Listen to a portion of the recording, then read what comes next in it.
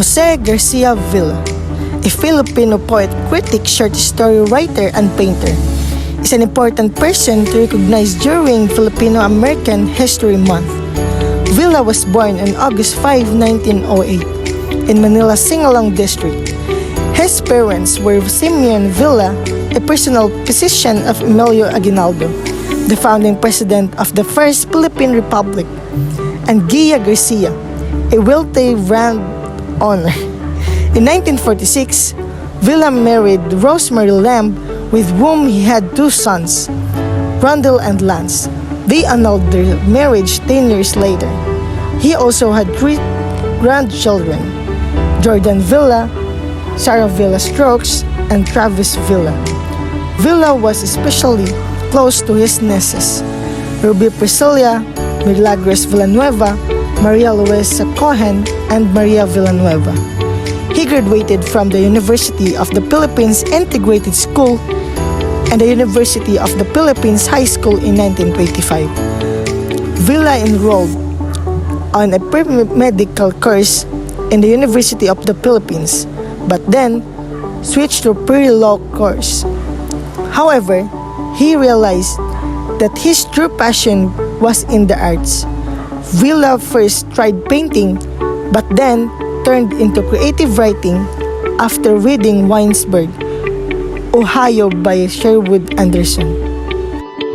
Villa was granted a Guggenheim Fellowship in Creative Writing by American writer Conrad Aiken, wherein he was also awarded a $1,000 prize for outstanding work in American literature, as well as a fellowship from Bollingen Foundation.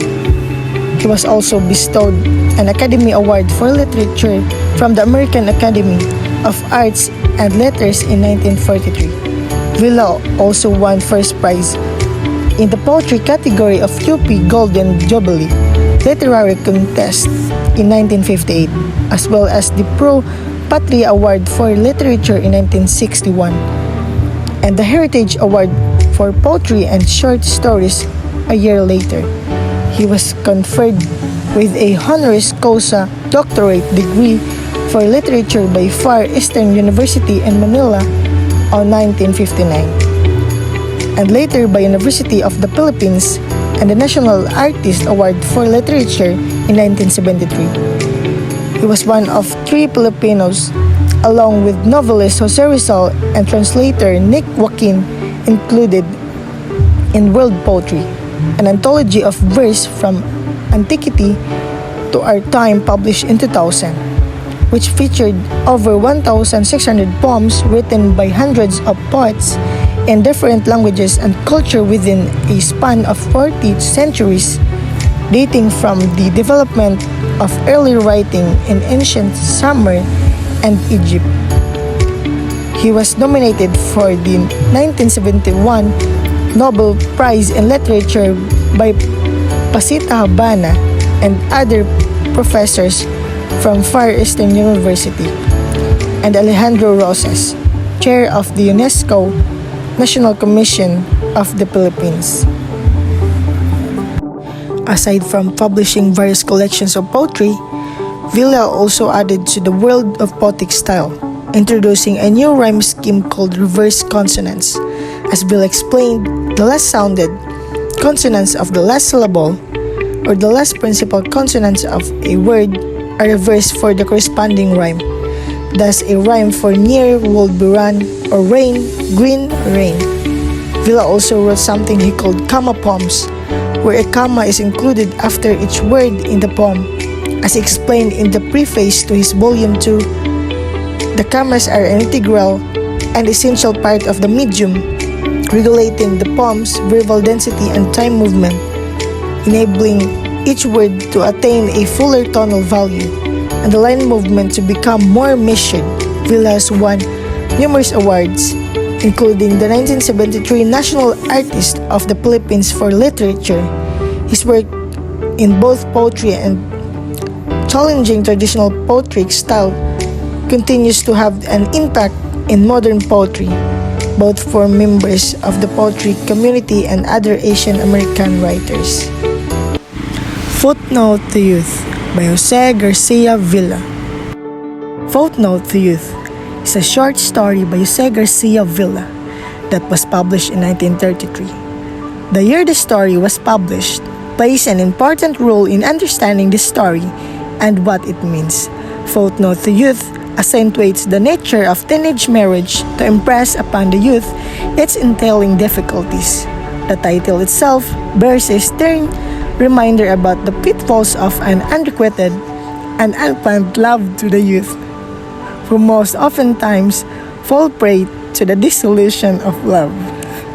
Footnote to Youth begins with the main character Dodong working in the fields.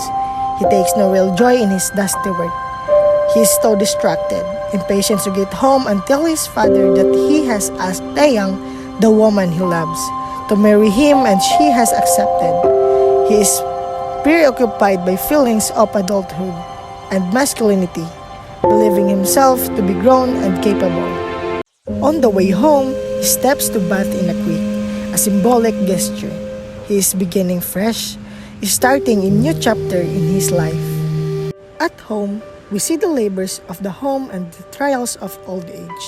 Dodong regrets that he doesn't have a sister to help his mother with housework. His father has a terrible and persistent toothache. When he tells his father his news, the latter tries to talk him out of it. Dodong is young, only 17, but because he is only 17, he is headstrong and sure of what he wants, so his father allows him to marry. 9 months later, Taeyang gives birth to a boy, whom they name Blas, as Dodong waits out the childbirth in the yard. He frets to himself about what it will mean to be a father, and he imagines himself having 10 children.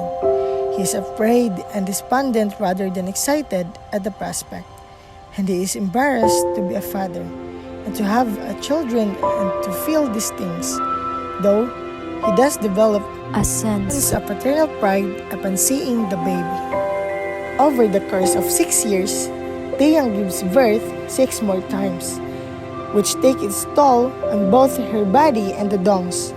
Both become old beyond their years, and both regret having married so young. Taeyang bitterly wishes she had accepted the hand of another suitor who in these 6 years had married but had no children. Dodong does not want all these children, and one night he stays awake wondering why life can be so cruel when the youth is so full of dreams, so full of hope and expectation. The same night, Blas, now 18, comes home late and is unable to sleep.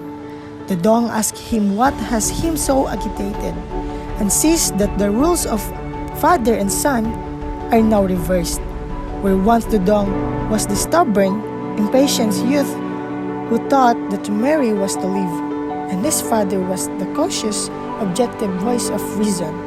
Now, Dodong's son has asked his girlfriend to marry him, and Dodong wants desperately for the young man to reconsider, but he will not reconsider, and Dodong resignedly gives his consent. Thus, the impatience of youth perpetuates itself, along with the wisdom of years. Though love may at first overcome, life soon catches up.